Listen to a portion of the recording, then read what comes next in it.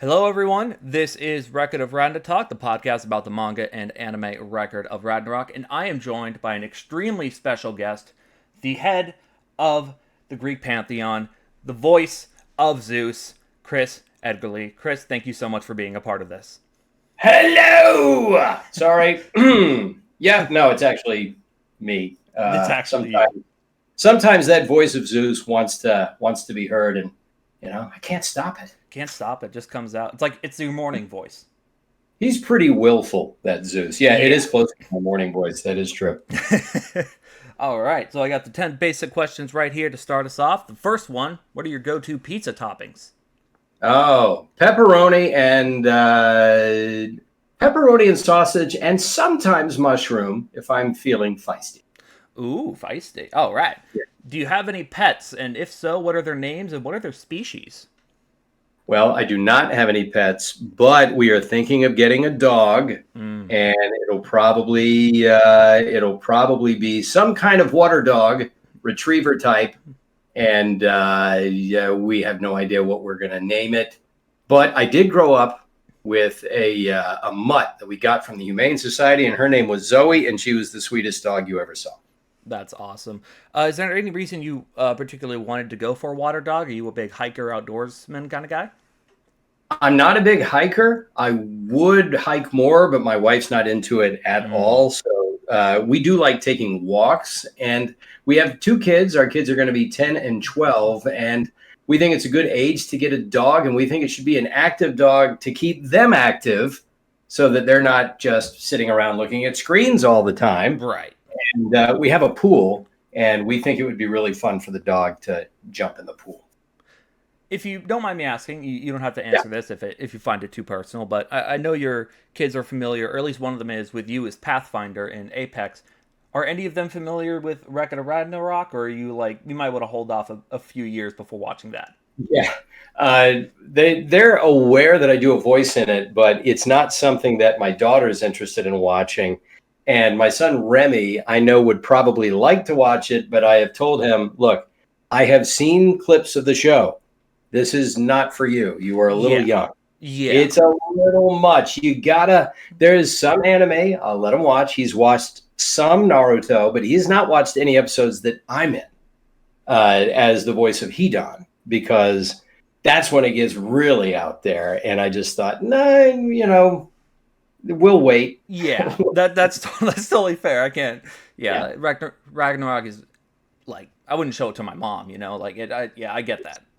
I mean, yeah, when we were recording it, I was watching and I'm thinking, guys, I've done a fair bit of anime, but this looks pretty out there even for anime. Oh yeah, they pull no punches. They do not. So what was your favorite cartoon growing up?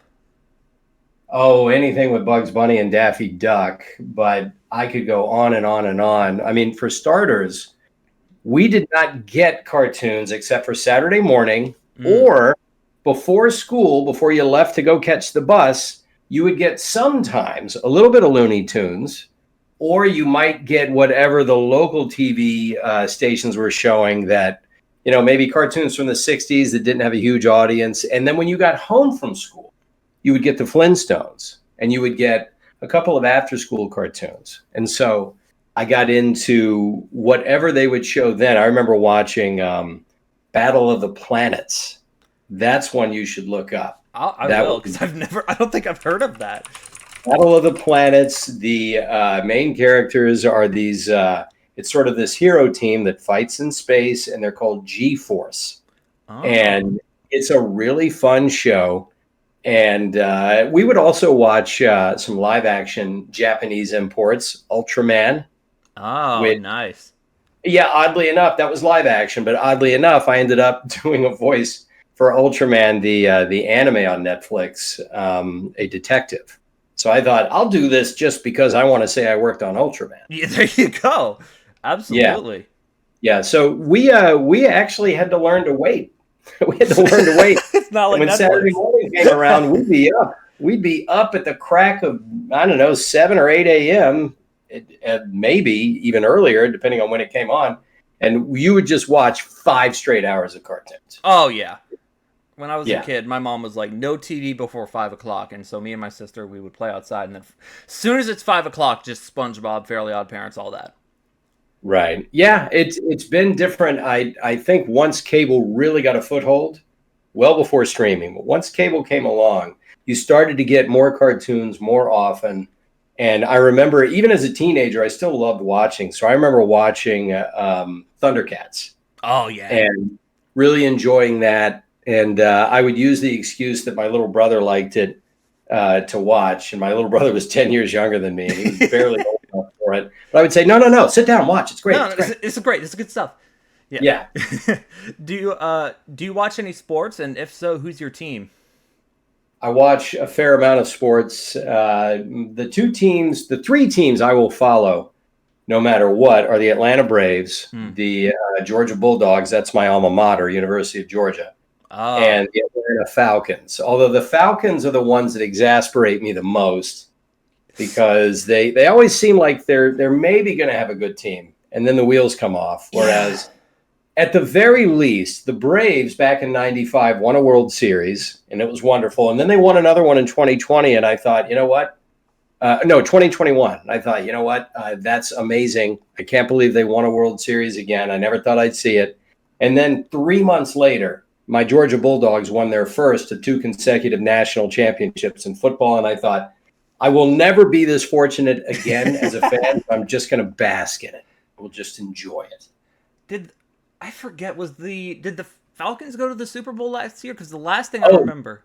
Yeah, they did not go last year. They went, I think, in 2016. And it was the most heartbreaking Super Bowl you could ever watch because we were up 28-3 midway through the third quarter. And I'm thinking, all right, I'm feeling pretty good. My wife would come.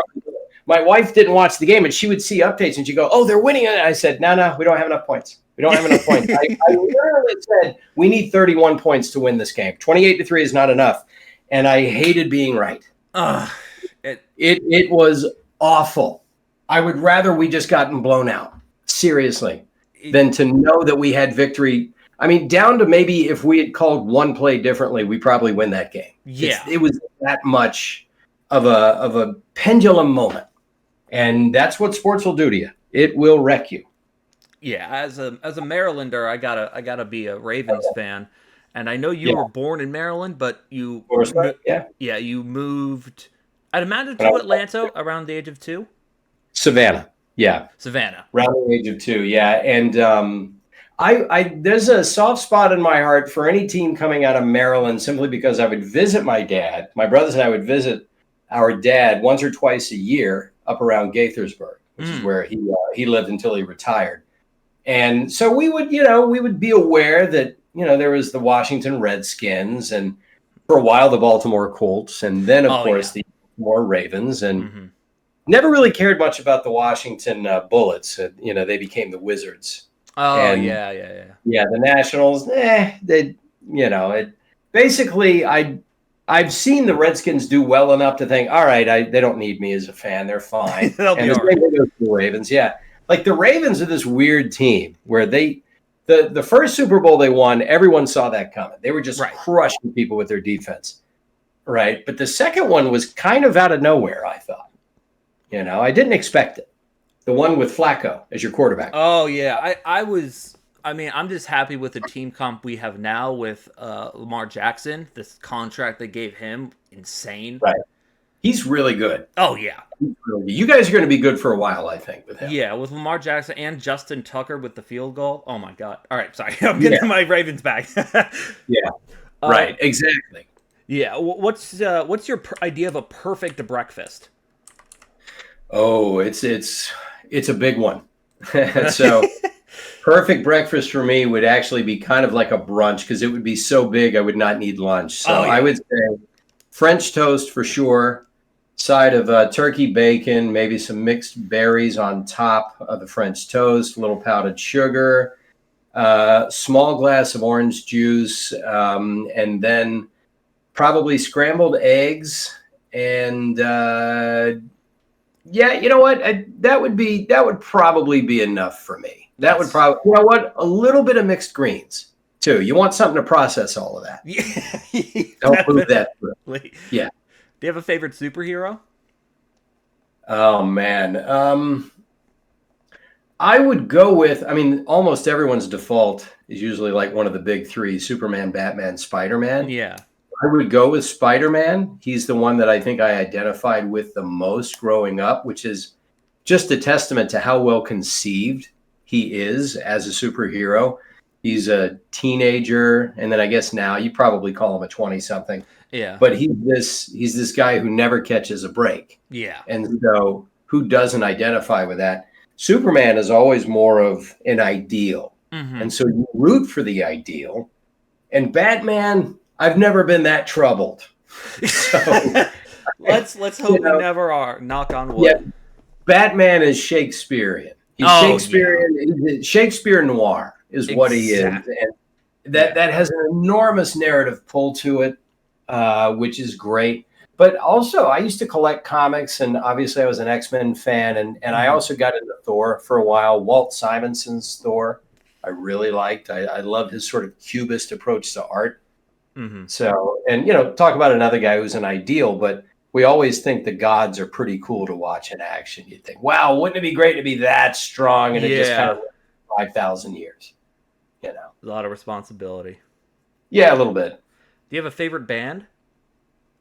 Yeah, I kind of split. INXS and The Police, my two favorite bands forever. That's my desert island music. If you made me choose, it'd be those two. Because I think they're the Police have a little bit more critical weight with the tastemakers of music. But for me, they're both just superlative pop bands that had a little rock and a little bit of funk. And then if you're the Police, you got some jazz and reggae in there. I mean, they played with the format, and they made, to me, music that was more than just something you might hear on the radio. It's stuff that had, especially with the Police, their writing, Sting's writing, there's always an undercurrent of something a lot more sententious than just, I like this girl, I hope she likes me back. Yeah. Which makes for great rock and pop music. It really does.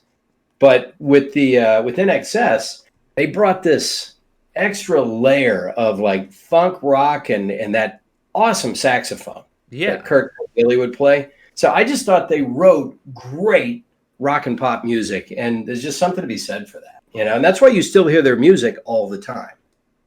Right, because it stays relevant, and that just shows to the writing. It is pretty well. Yeah, if you like, almost everything the Police did is still kind of in rotation everywhere, but specifically there's stuff from the early 80s, and with INXS, just about everything from the 80s they did, from about 82 on up through Kick, you'll still hear pieces of it in rotation on different radio stations, and satellite and Spotify and all that. And then you'll see them in ads. That tells you that music really kind of hangs around if people are still licensing it to sell you things. Yes.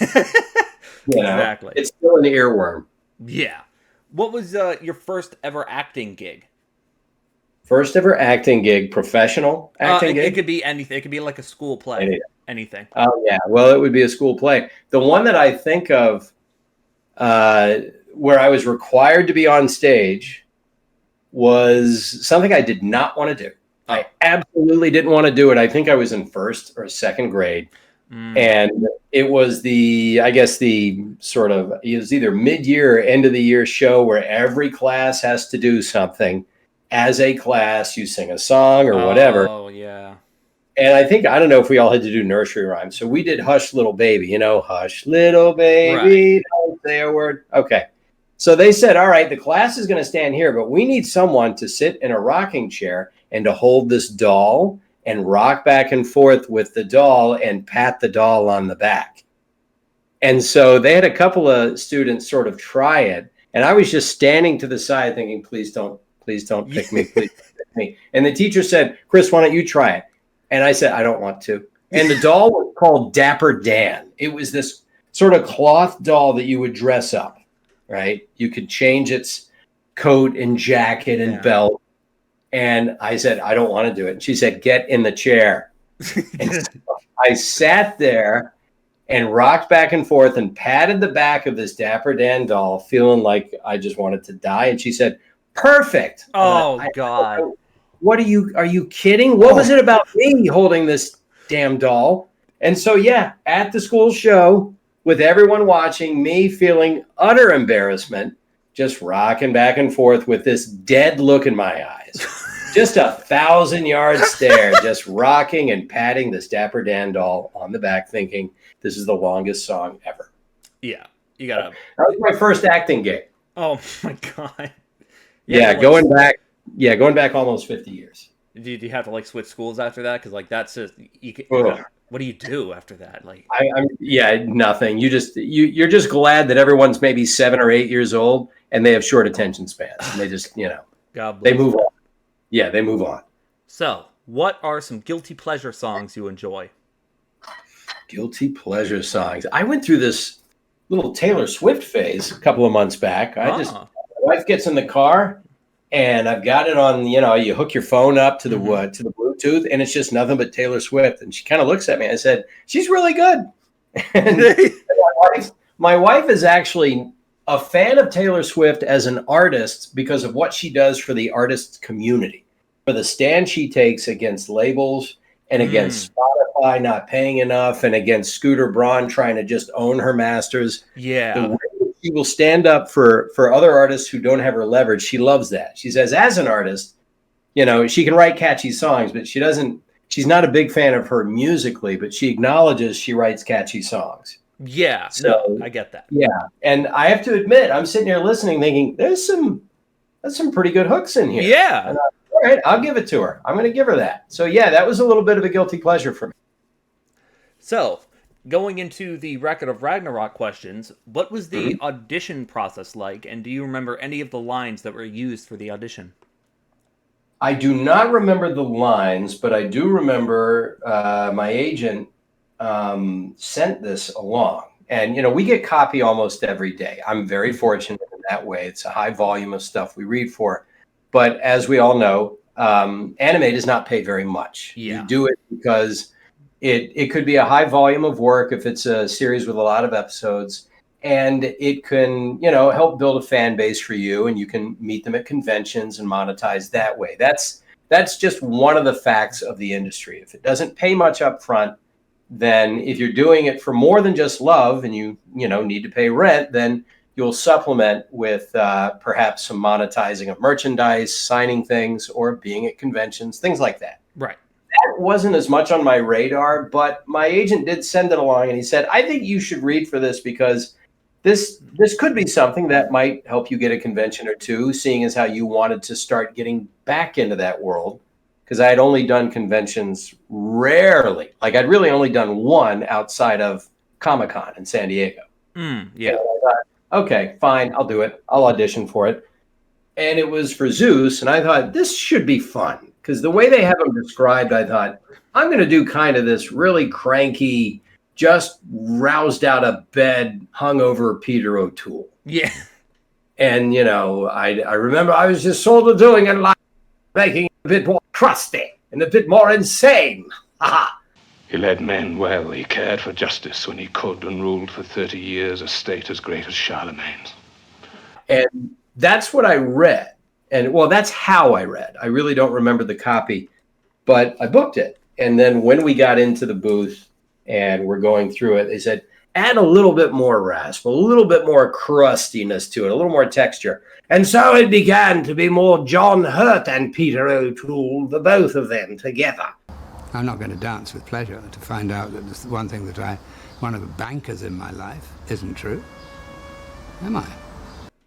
And that's where we came up with it. Yeah. So that's how we blended those two. Did you read the manga for it?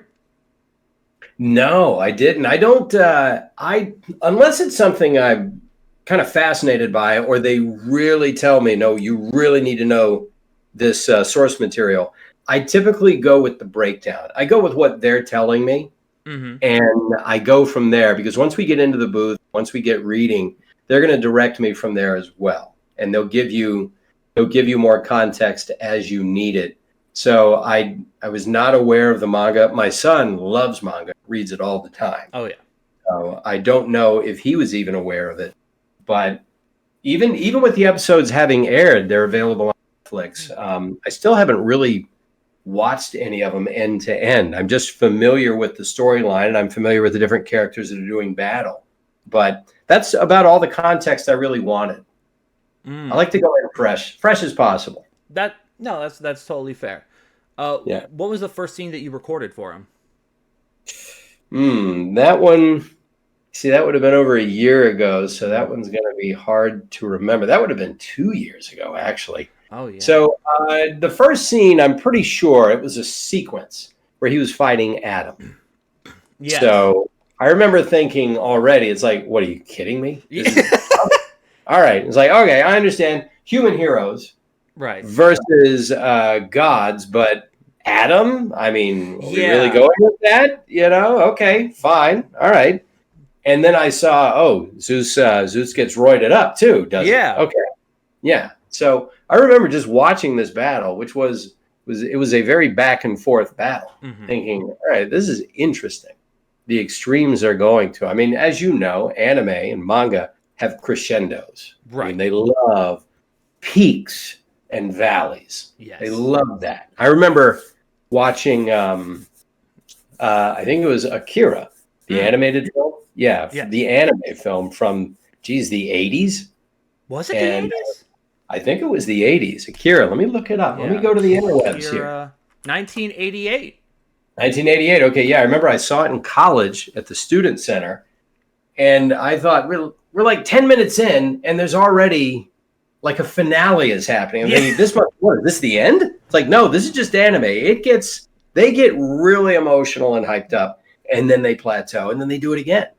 And so this was kind of a familiar sort of wavelength for me, seeing this unfold as you're reading this character of Zeus. You're thinking, well, they may as well hit this frequency with it because you're talking about gods versus heroes. Right. So everything's got to be epic. Was there any point during that fight you were watching that you thought, oh, Zeus might lose this and I might die? Yeah, actually, I did think that. I thought, there's no way. Come on, he's going to lose. He's getting shit pounded here. Yeah. Right? And nope. And then I realized, oh, well, he's also a god. So, there's that. Yeah. But yeah, I thought, no, this might be 1 or 2 episodes. That'll be it. But nope. No, they kept him around. He apparently has got a lot to do with things going on. So, yeah. So I guess he's sort of sprinkled throughout. Mm-hmm. I remember when Adam grabbed his hair.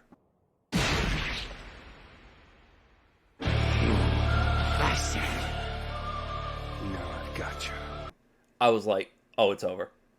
But Zeus came back with the Adamus form. Right. What do you think of Zeus's dancing, and what was it like recording for that? Because if you listen to your voice, it's just a lot of ho ho ho ho ho, like it's not dialogue. Like, what did you feel about that? I'm trying to think, what does dancing even look like? It's kind of like this little shuffle back and forth. I just thought, all right, this is going to get a big laugh from the other side of the recording here, because I don't record in person. I was recording in my home setup. Oh, and really? So you've got so you've got a Zoom going. You've got you've got your iPad tablet. Like I have a YouTube video where I show you my home setup. So I've got my iPad tablet where I look at my copy, and then I've got a laptop where if we have a Zoom going, I'll open it up on the laptop. And then if anyone wants to have video access to me, then we'll do it through the laptop. But in this case, things got a little wonky. And so we ended up just sort of watching the Zoom would run, I think, on the iPad for some reason. And we were recording audio through my laptop. And so you don't see anyone you're talking to because I think we were doing Source Connect, and then we used a different online recording software. And so all I'm doing is hearing them. And I knew that as soon as I started making dance noises, as soon as I was done, they were going to be laughing. And of course they were. We have a good time recording this stuff. We know that it's really way over the top. Yeah. So you can't help but laugh at some of the stuff. And this was definitely one of those moments. Are you aware of all the other human and god fighters in the series? I'm aware of a few. Obviously, at one point he's talking to, I think, Buddha. Oh, yes. Yeah, and he's trying to get Buddha to fight for them. Mm-hmm. And Buddha decides to fight for the humans. Yeah.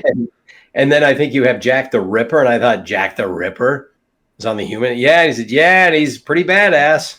So, yeah, and I remember there were a couple of other Greek gods, but I can't remember specifically.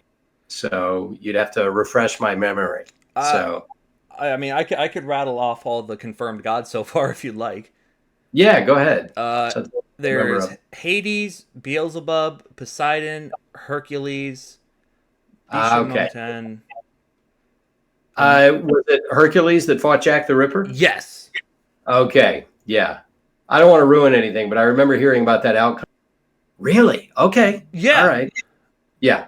I felt really bad about that because that is, I think, it's amongst the community. It's agreed that Jack the Ripper and Hercules is the best fight, followed by Zeus and Adam. Is there sort of a pride that, like, yeah, I'm one of the best fights in the series? Like, is there sort of a pride with that? Sure. If people enjoy it, I just want people to enjoy it. So if I did something that they really had a good time with, then okay. Great. I assure you they did. Okay. Oh yeah. Do you have any memorable bloopers or moments when recording Record of Ragnarok? Nothing that was like a blooper. I will say that when I booked it, this was sort of deep into the pandemic where I don't remember when exactly I would have auditioned for it, but I think I'd been vaccinated. My wife had been vaccinated, and we had moved. We had lived in part of the city of LA where we were sort of close to the water in like a little village area that we really liked, but we were in a condo, 2-story condo. We didn't have a yard, and the kids were getting older, and everyone was kind of stuck inside a lot. Yeah. And I thought I would really like it if we could finally get some more space. So we decided we would move farther outside the city to an exurb where we could have more, fresh air and room to move. So we Airbnb'd for a little while, and then we rented a house. And by the time we were like 1 or 2 months into this Airbnb, I think I'd booked it. And I didn't have my booth that I had in my condo. I had to sell it. So, yeah, I had to sort of sell it back to the guy who built it for me. And so I basically had to rig a little recording studio in the walk-in closet in this Airbnb. And I had to kind of string up this sort of blanket that would block more sound across the doorway for some recordings. And I had this fabric box with acoustic foam inside of it, with the mic inside of it. And it was really just jerry-rigged to everything. And you would never know that because I've got a great microphone. And as long as you've got it acoustically treated, you'll never know that you're recording in a closet in an Airbnb. You would just think you were in a studio somewhere in the city. So I remember the first recording sessions were under those circumstances, and it, felt a little weird for the first few minutes, and then you just get into the moment. So yeah, if people could see the circumstances under which we were recording during the pandemic, they'd be amazed. Yeah, I had no idea. That's incredible. That's what a good quality mic, obviously a great engineer on the other end, and just a properly treated acoustic environment, and you'll never know. Do you have a favorite line you recorded for Zeus during those moments? None that I could recall offhand. I just know that there are times when he's sort of feeling himself, when he's obviously reveling in being not just a god, but kind of the god. Yeah. So anytime he gets into that moment of just sort of savoring his existence, that's really fun. I remember a specific scene where, like, he finds out that Like, oh, not since the Big Bang have I had this much fun. And he sort of like starts making like kissing sounds towards Brunhild. He's like, Brunhild, just it's crazy. I'm sure I must have had a field day with that one. Oh yeah. Do you have a favorite Zeus moment? I think just about any time he's watching, whenever he's watching a battle and he's really happy, really upset, just those crescendos, those are always fun to play. What movie do you think Zeus brings to movie night? What would he bring to movie night? I would think it would be something that he would think is a comedy. Everybody else would be terrified. I found this movie, The Exorcist. It is absolutely hysterical. It's hysterical. Look at her go down the stairs. That's hilarious. Right. Look at that crab walk. Yeah, I think he would find those things hysterical. Yeah. Oh, yeah. Do you think you get along with Zeus in real life at all? I think I would give him a wide berth. I think he's one of those guys where you think, well, he's here at the party. Nobody invited him, but he's here. And just humor him. Just don't make him. He's one of those guys where, like, you just hope he likes you, but I mean, and this is sort of the way Zeus was written as a god in ancient Greece. He's very moody. Oh, yeah. He's very petulant. If he doesn't get what he wants, he blows his stack and then heads roll. So, yeah, I think I'd just be very, very careful around him. Yeah. So for the community questions, we're starting off with Lou. And she told me this. I don't know if this is... I couldn't find anything online about it, but apparently you did the voice of the announcer for the Dumbo ride at Disneyland? I'm actually Timothy the Mouse on that ride. And Timothy is kind of the announcer as it's a kid's ride. Yeah. And as you get into the little Dumbo car, that's Timothy saying, remember to keep your hands and feet inside the ride at all times. So he's just giving you the little spiel. Yeah. What's it like having your voice at such an iconic location? It's awesome. You just get paid the one time. Mm-hmm. You don't get residuals for how many people ride it. That would be nice if that was true, but no, it's not how it works. But yeah, I am Timothy the Mouse, and I'm also Scuttle, the seagull on Ariel's Undersea Adventure. Oh, wow. California Adventure, and anywhere else Disney has Scuttle talking to you, that's me. Oh, so wow. So that's awesome because I grew up going to Disney World, and now I've gone to Disneyland and taken my kids to Disneyland, and you feel like it's a little bit like knowing that your stuff is playing somewhere. Maybe it's being streamed somewhere, or maybe it's being rerun somewhere around the world. And, it's a nice feeling to know that somewhere someone is enjoying it. But a theme park is it's almost a different level of it, because people can watch something and have it on in the background and they don't pay much attention to it. But when you're at the park, that voice is right there in your ear. And it's part of your immediate experience in that moment. And people build real memories at theme parks. So it feels more tactile somehow. Yeah. But yeah, it is a dream for sure. Or do you ever, when you mentioned you brought your kids there, do you sort of not tell them and just sort of like in the background be like, they don't even know? Or are you like, this is my cool dad moment? Oh yeah, no, I absolutely tell them. I try for as many dad moments as I can. Like I'm the voice of Spider-Man on the Spider-Man ride at Universal's Islands of Adventure in Orlando. Oh, That's wow. been since '99, yeah. And I've gone on that ride, and I've never told anyone because they don't need to hear it from some stranger that, hey, I'm the voice. Yeah, well, big deal. Yeah. Right. But if I bring my kids there and we go on the ride, I'm going to tell them, or they know. I'm going to tell them because I want them to, all right, that's what your dad did. But I won't ruin it for strangers. I want strangers to not know any of that. Let them imagine that it's actually the character if they're very young, or if they're older, then, they just, why break the fourth wall? Exactly. Yeah. What qualities about Zeus, this is from Aaron, do you think make him stand out compared to other portrayals of him, like from going back to Disney, the Hercules portrayal of him? Yeah, I remember that was, I think, Rip Torn did Zeus, Mm. and he's more avuncular. He's more of a like dad, sweet dad. He's not the diabolical Zeus. And then if you go back even farther, live action, I remember Laurence Olivier played Zeus in Clash of the Titans, which is a classic. You got to watch Clash of the Titans from 1981. That's the Not one remake. with is that the one with all the animated? Yeah, well, that's That's Harry. Simpson and the Argonauts. Sorry, I got confused. Yeah, well, but it's the same kind of technique. It's stop motion, animation. So it's Ray Harryhausen's technique, where it's you're using actual models, and they're just using either forced perspective or they're matting it against a foreground, and it's just amazing to see that animation. And back in 1981, that was like appointment viewing for me. We saw that in the theater in the summer.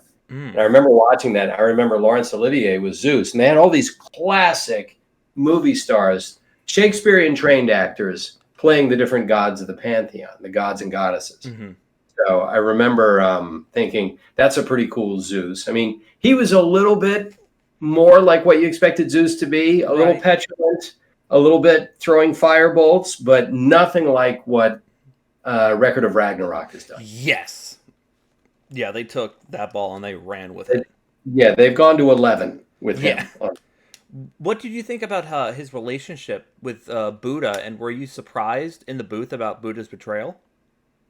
Yeah, I remember them describing that to me. They're saying, look, he's really pushing hard for this, and it just doesn't go the way he thinks.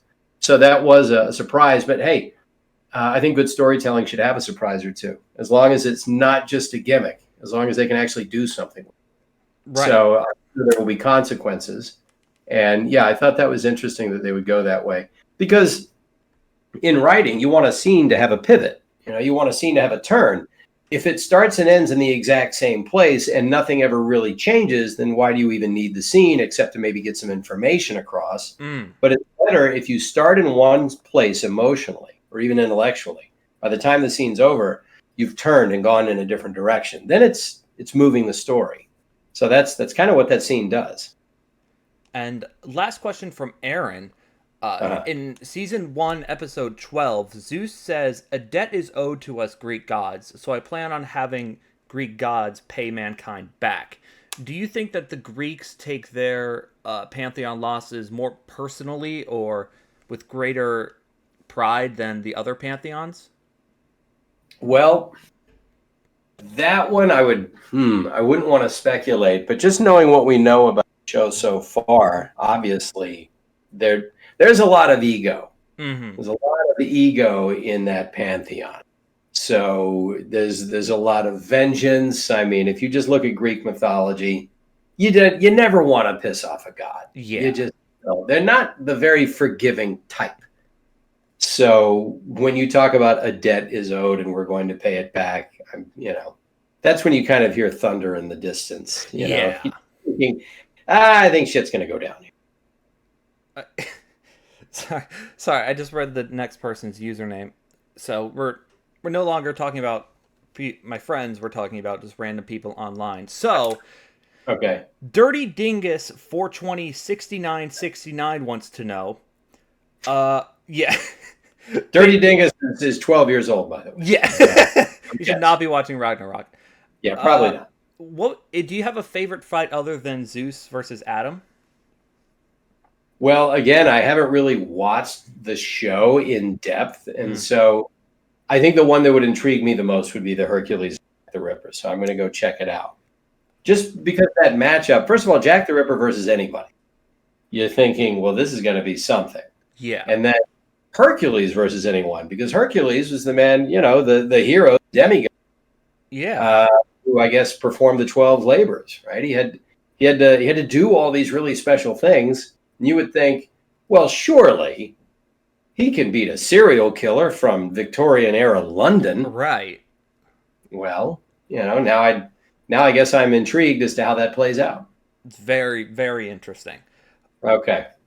Lily wants to know, what character other than Pathfinder is your favorite in Apex Legends, and do you have a favorite Pathfinder line? I don't know if I have a favorite character in Apex besides Pathfinder. If I were to have to take a legend because someone else took Pathfinder, I usually take either Mirage or Bloodhound. Because those are ones, I don't know, I just sort of connect with being able to use those abilities. Yeah. But as far as a favorite, I have a new favorite line. It's when he's talking to Ballistic, and it was one that I actually ad-libbed and they used it. Ooh. So it's when Ballistic says thank you to Pathfinder for pinging something for him or for dropping something. Oh, yeah. And Pathfinder says, "You're welcome. Would you like me to piss off down the hall again?" It was something along those lines. I just love that they used that because I thought this seems to be their relationship. Yeah. So in that moment, I came up with that little bone mow and they used it. So yeah, that's become my favorite one. Uwoon Extra wants to know, what are some aspects of the character you love the most? Of Pathfinder? Zeus, Or sorry, Zeus? about Yeah. Zeus. I actually love that he is just a fully realized what would you call him? I don't even know if psychopath encompasses him properly. Narcissist at the very least. Yeah, I mean he's narcissistic. He's definitely homicidal. Mm-hmm. He's everything. He is a fully realized God, is in terms of the ability to only pay attention to his id. That part of I guess I don't know if it was Freud that did this, broke up the personality into the id, the ego, and the superego. And the ego is just your basic, your regular state of mind. That's kind of your identity. Mm-hmm. Your id is the devil on your shoulder, and your superego is the angel, the one that says, "Don't do that. That's not right." Well, Right. Zeus is just nothing but raging id. Exactly. Whatever he feels like doing, he does it, and he relishes it. Mm. So he's a fully realized creature of his own id, and that's. You ask any actor, they'll tell you that would be fun to play because you can take the restraints off. Right. Following up with the personality of Zeus, Ware Middle wants to know, how do you feel about the evolution of Zeus as a character, sort of going from just a bloodthirsty maniac to, yes, he is a bloodthirsty maniac, but now he's sort of more reflective on things because he knows humanity's more of a threat. How do you play into that sort of evolution? I guess you could say that that's character growth. I mean, usually you don't imagine that gods are ever going to grow anymore. They're gonna know what they want to know, and they're gonna learn what they've wanted to learn. But this is a new experience. Obviously, he didn't reckon on this happening. Mm-hmm. So the fact that he's a little bit changed by it makes him a more interesting character. You wouldn't think that you could change a god since they're supposed to be sort of eternal. Right. But, well, this is something he's clearly never encountered before. So this might make him more interesting to play than he already has been. And I'm excited to, hopefully we get a season 3, and I'm excited to see where it goes further from there. Right. Kenji Ottoman would like to know, what was the most difficult part of recording this character? I don't think anything of the recording I wouldn't classify any of it as having been difficult, but it would always be challenging to just fit the performance within the window you've been given. And that's what anime is. You've got to have that rhythm down. Mm-hmm. So you've got to be able to deliver the line. You've got to be able to do it within that little segment where his lips are moving. And they've done it by translating it into the best English approximation of the Japanese possible. So the character is fun to play, and he's not difficult for me to play. But the technical aspect of anime dubbing is always difficult. It's always challenging because you've got to be able to match lip flap, as they call it, and you've got to do it while giving the performance. And so it's kind of like when actors say they act against the green or a blue screen. They're acting against CGI that is not currently there on the set. They've got to use their imagination, and they've got to act in ways that the character wouldn't really be experiencing in that moment. Right. And with anime dubbing, you're trying to give a performance of a character that is in a specific moment, but you're also trying to do it keeping in mind something that would never cross the character's mind. You're thinking about a technical aspect of it. So that's all anime dubbing. So not just this character. So every actor who does anime dubbing goes through that. So that's always the most challenging part. Number one, Kimberly Stan wants to know, what did you think of Zeus when you first saw his design? Oh, I thought it was hysterical because you think you're going to see this sort of majestic Zeus, older, of course, older, white bearded and all that. Right. But you think there would be a certain sort of grace and dignity and harshness to him all mixed together. And instead, you're looking at essentially like a dirty old man. Right. In a cloak that's hanging off him. And you can barely even see his eyes. They're so sunken. Yeah. Thinking, what, did they just wheel him out of the retirement home and put him up? And then you notice how alive he actually is. And then you're into it. You're off to the races. Yeah. Does it feel good playing is it fun playing such a powerful character that just grabs someone's shoulder and just it's my turn and you just go? Sure. I mean, you're not as into the nuance there. And nuance is great. It's great to play nuance. But if you're going to be doing anime dubbing already, trying to carry the task of matching lip flap and getting your timing down just right, it makes it a little bit easier to just know that your performance is going to be, balls to the wall. Yeah, it's a lot of fun. Yeah. Profed Neckbeard wants to know, how do you feel about Adam as a character? I was a little surprised at the fact that he was a character at all. But I actually kind of admired the way that his character didn't seem too high or low. He was very sort of stoic the whole time. He didn't seem to get rattled. Even when he lost, he wasn't rattled by it. I thought, well, that's chill. Yeah. So, yeah, I don't know when. Apparently, it's their way of saying, the first human, he wasn't bothered by anything. I guess it was maybe the human that started feeling anxiety. Yeah. Soup17 wants to know, how did it feel voicing a character that killed the father of humanity, essentially? Was it kind of strange? Yeah, that part was a little weird. You're trying to process what you're actually seeing here. So, all right, let me get this straight. The very first man, according to the Bible, first man just lost a fist fight with a god not of the Bible. Yeah, not Yahweh. Yeah, not, So, okay. At that point, you just say, okay, you know what? It's anime. Forget about it. You don't think about it. You just think of them as distinct characters existing in this iteration of these two concepts. Right. And, you let it go from there. Not getting too deeply into religion. I'm not a religious person, but I was raised, with church, the Bible, all that stuff. So, yeah, I'm definitely aware of all this. Yeah. But I'm also just as easily able to look at it as two fictitious characters going at it and leave it at that. Yeah. Monarch Ryu would like to know, how do you feel about the title Godfather of the Cosmos?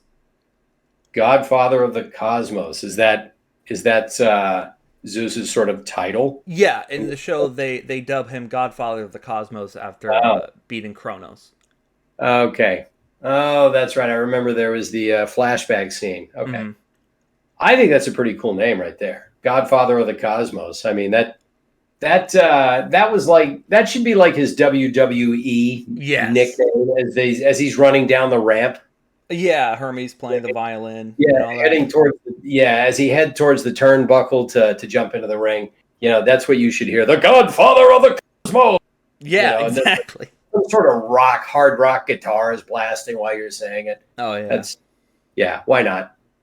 So head percentage 1760 wants to know, what did you think of the other characters, at least of the ones you've seen so far? Did any stand out to you? Again, not having watched the show, the only ones that are going to stand out are the ones that I've kind of referenced before. The fact that there's a Buddha, a Hercules, There is, which was there was a multi-armed Indian god. I don't know if it was Shiva. actually Shiva. Okay, I don't know if it was Shiva, Vishnu. Shiva sort of stood out. I remember liking the design of Shiva as well. So I like how they just sort of leaned into the specific design of each character too, and just had some fun with it. Oh yeah, for sure. And I think the designs are one of the main draws of the series, and just how crazy they can get with the mythology and history of it. So thank you so much for your time. Sure.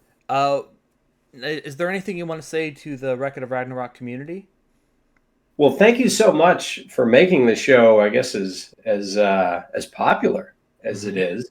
And it doesn't mean much if we get to have all this fun recording if it's the tree falling in the forest and never makes a noise. We need to know that there are people on the other end of this that are enjoying it, that are referencing it, that are awaiting the new episodes whenever they come, if there are new ones, obviously. Right.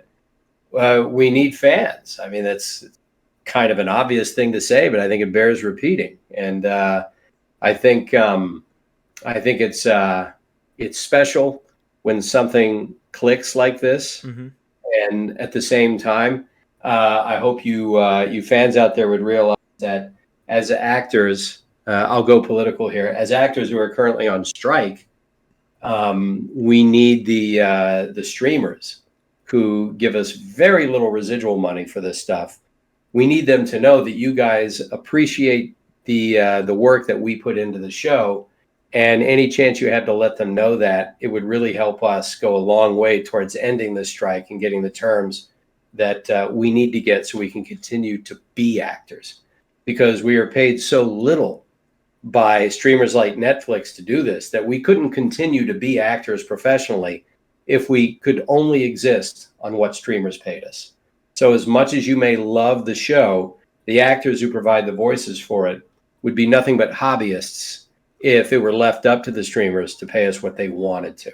Exactly. So, yeah. So I hope you guys keep that in mind. We truly love doing this, but we have to pay our bills.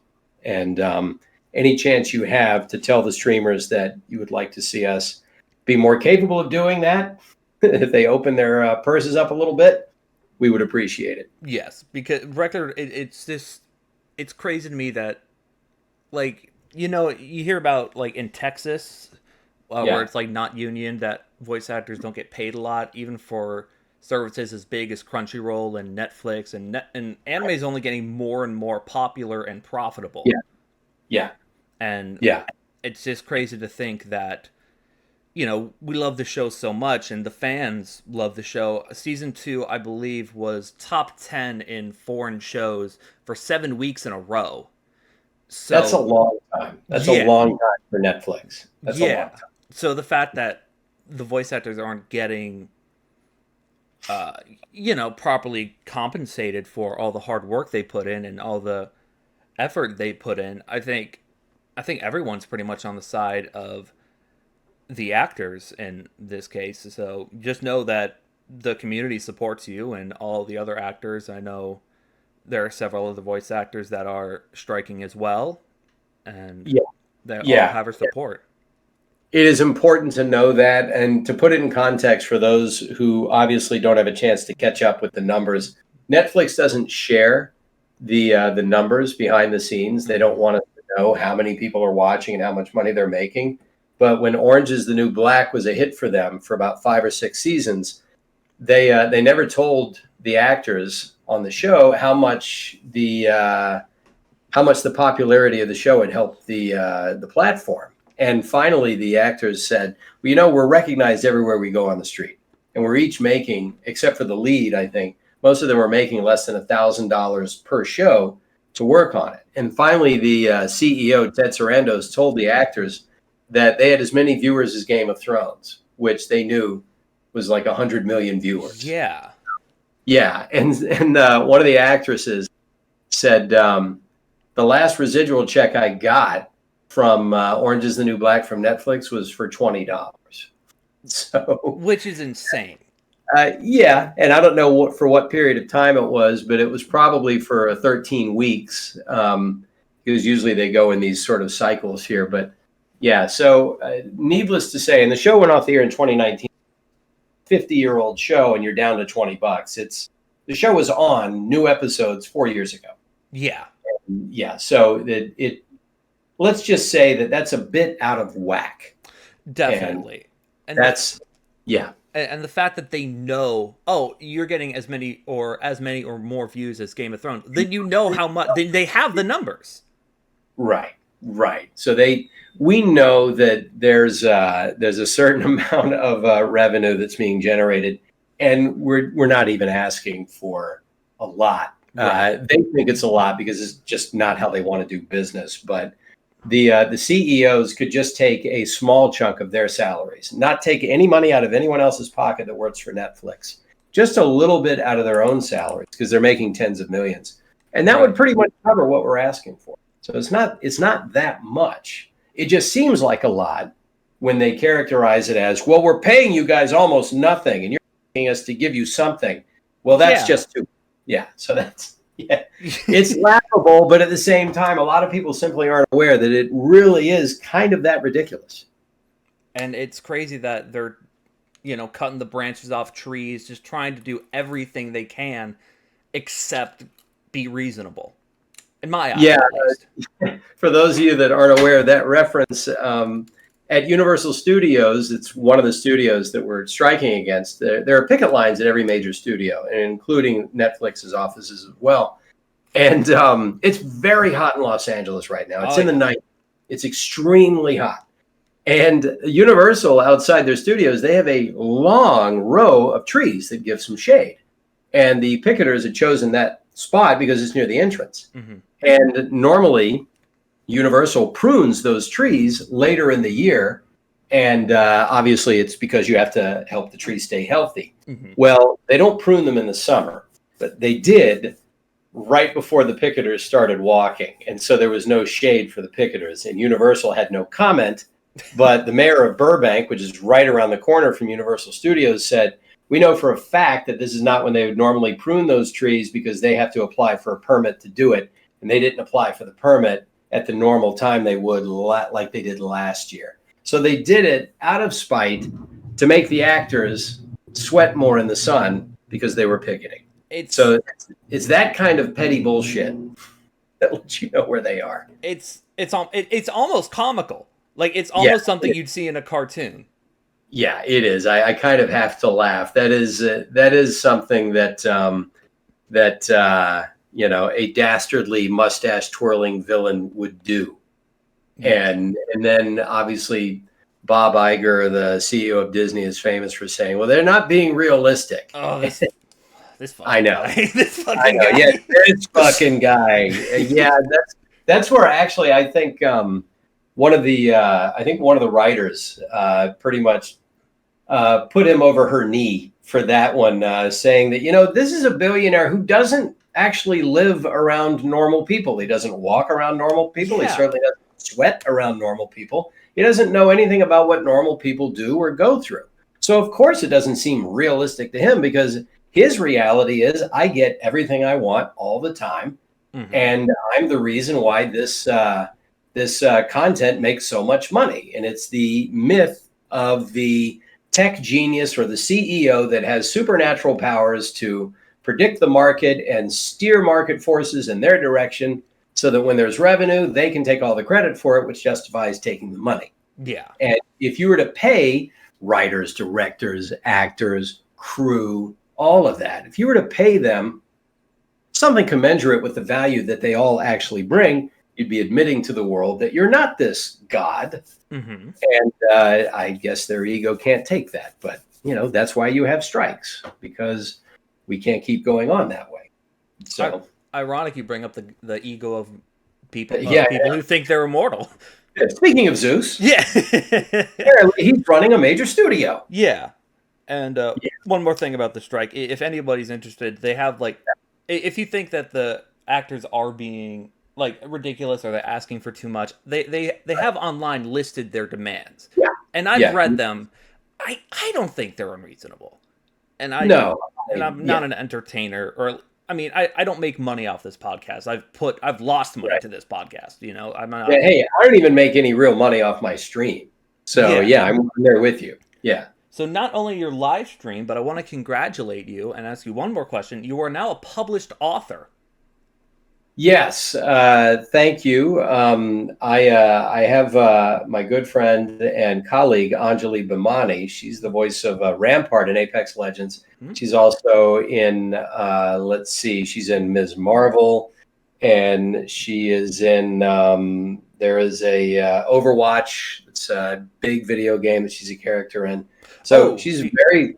Oh yeah, She's in. Yeah. She plays Symmetra, right? I believe she does. Yes. Yes. So it's not a game I've ever played, but I know that she's in a lot of things. Oh yeah. Very, very busy actress. Not at the moment, of course, because that on-camera work is struck work. Video games is not struck work. That's why we're still working on video games. So yes. So she published her book last year. It's called I Am Fun Sized and So Are You. And it's wonderful sort of self-help book about sort of owning a positive and sort of leaning into the challenges of, you know, life itself and making the most of it. And she sort of walks the talk. She really does represent this attitude. Mm-hmm. And she decided to crowdfund her book. And she decided that instead of looking for a publisher, she would just create her own publishing company.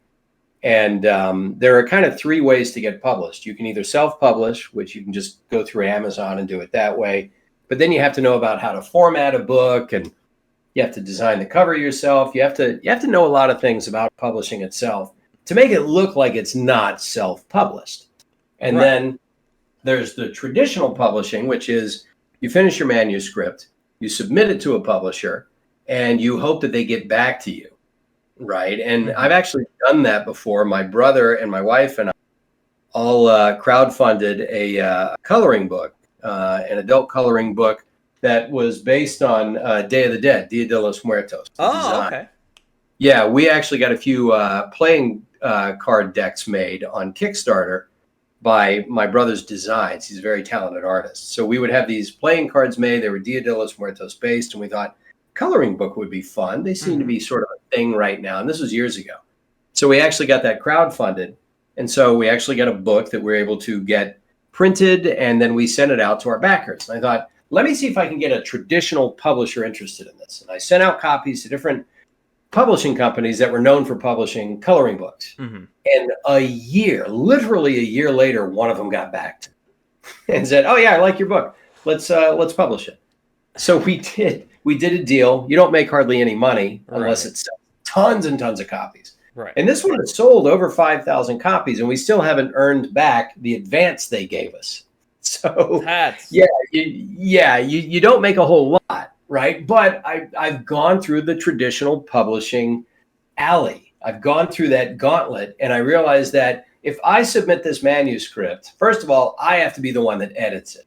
And when you self-publish, you've got to edit it. You've got to check every grammatical problem, make sure there are no spelling errors and all of that, and you always miss something. Yeah. And I thought, I don't want to go through this gauntlet again. I don't want to wait a year. And I went to Anjali's book launch party she had last year for I Am Fun Sized.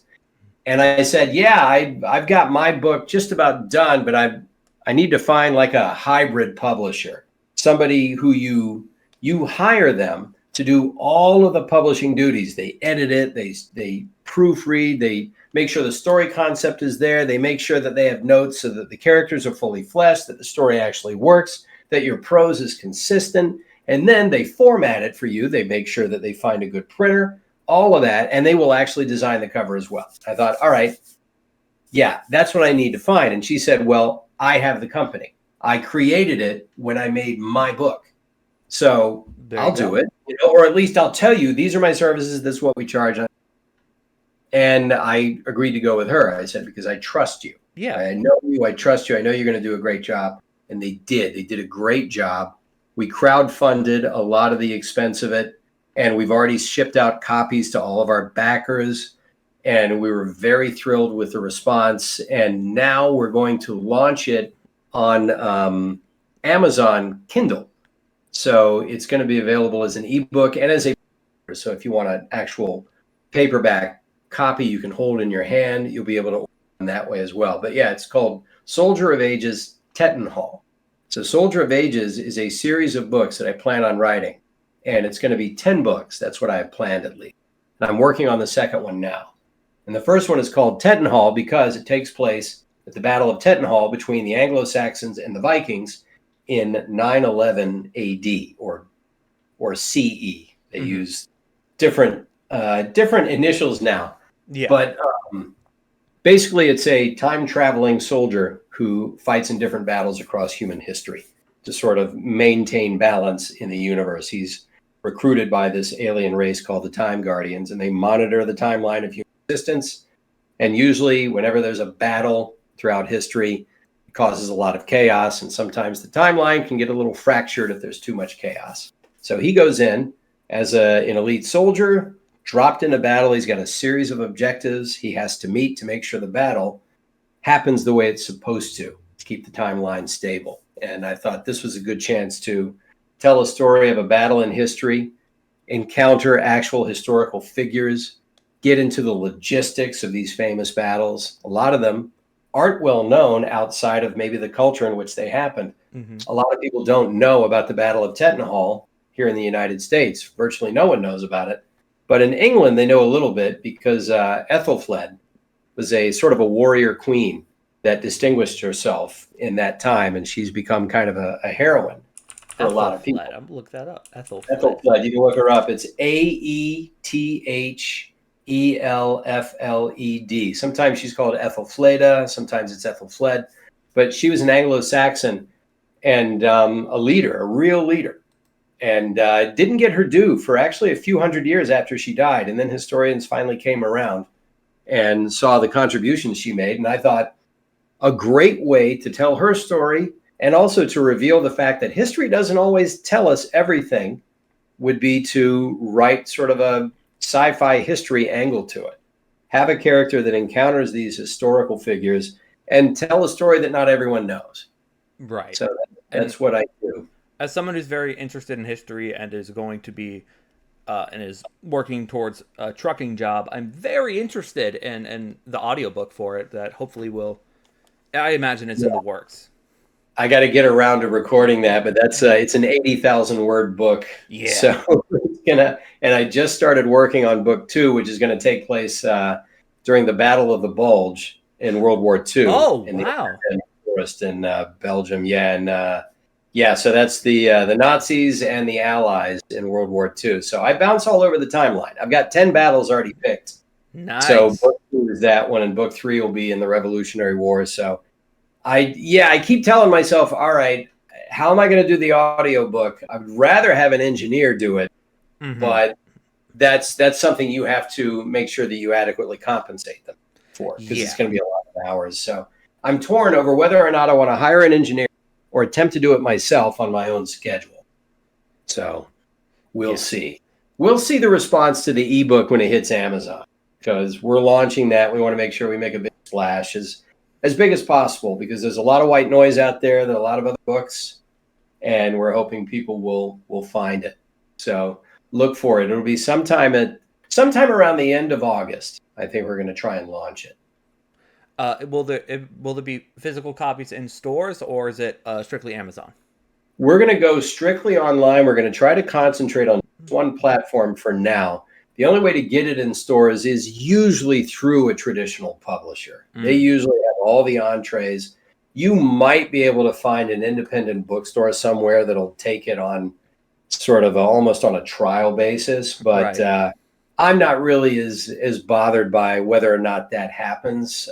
So much commerce happens online now that if I were to have gone through the traditional publishing route, and maybe months or a year or longer from now, somebody finally gets back to me and says, yeah, we'll do it, I wouldn't have made much of an advance to actually get the book out there. And I could say I could see it in a store somewhere, but that would be about it. I mean, it's really up to them as to how much they want to push it and promote it. Right. And it doesn't necessarily guarantee that you're going to have a larger audience than if you've done it the independent route, which is what I've done. Go with Anjali's company. Her company is called Road to Ithaca Publishing. So, yeah, I've just decided to go a way that's just a lot easier to manage. And yes, I would love. I mean, I'm tempted just to take one of my own personal copies of Soldier of Ages and walk into the local Barnes and Noble and just put it there on the shelf and see if anyone ever just grabs it. Oh, this looks good, and then they take it up to the front. Yeah, this isn't scanning. Yeah. Who put this here? Yeah, who dropped this here? And they just see me running out. Yeah. And as somebody who contributed and has a physical copy, I can tell you the physical copy feels real good, and you can feel it too if you buy it. Yeah, it's a brick. You got the limited edition. You got the Kickstarter.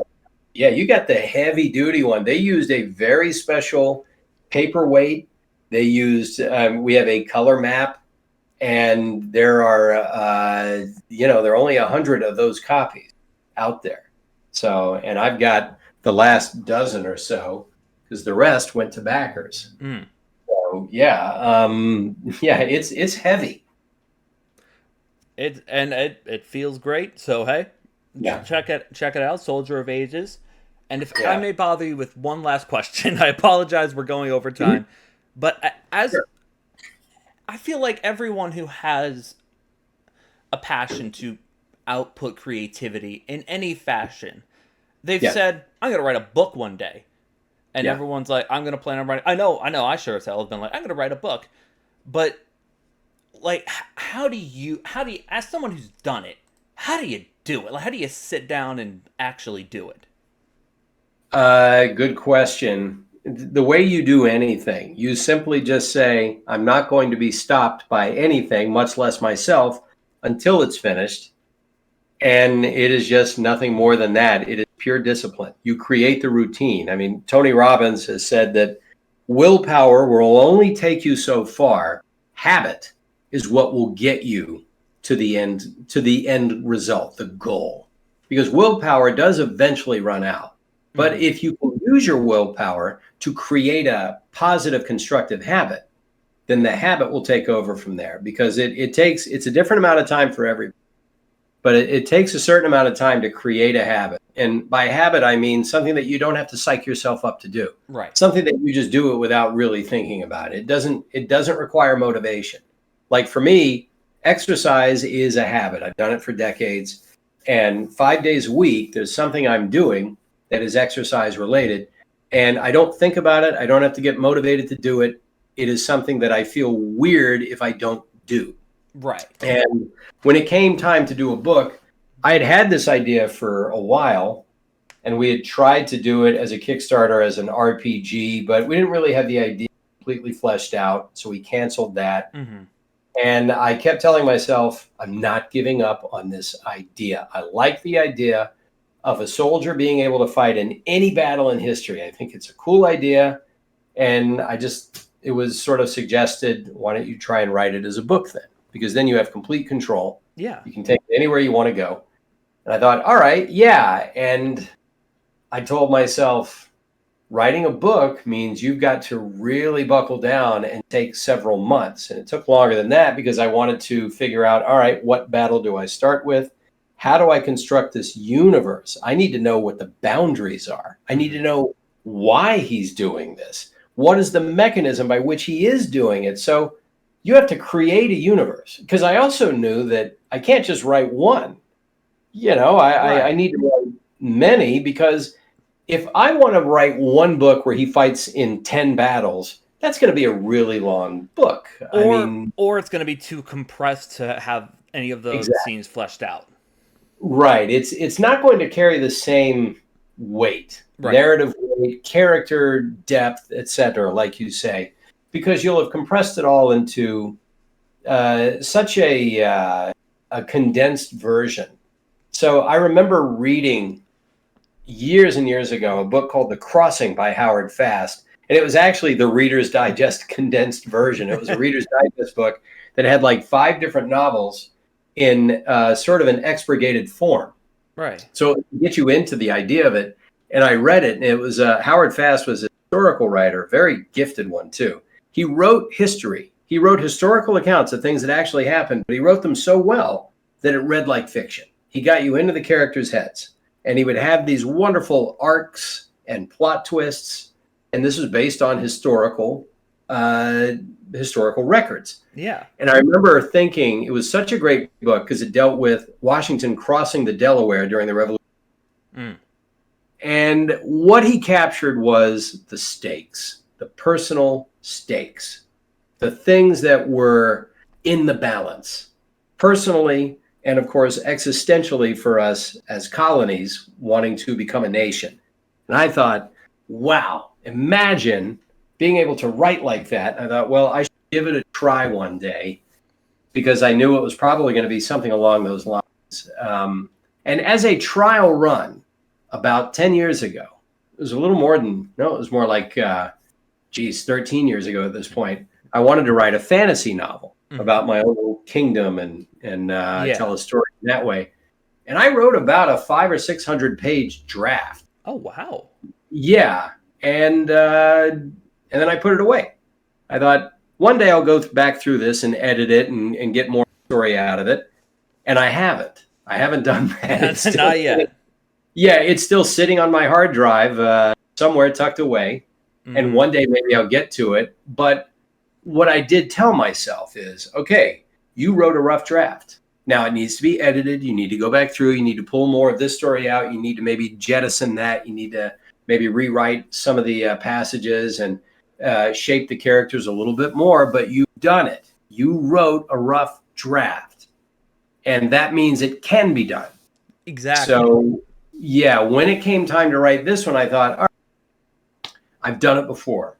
Now, what am I going to do this time? Yeah, am I going to do it? And am I going to polish it? And am I going to give it to somebody and let them give me notes? God forbid somebody read it and not get what you're doing.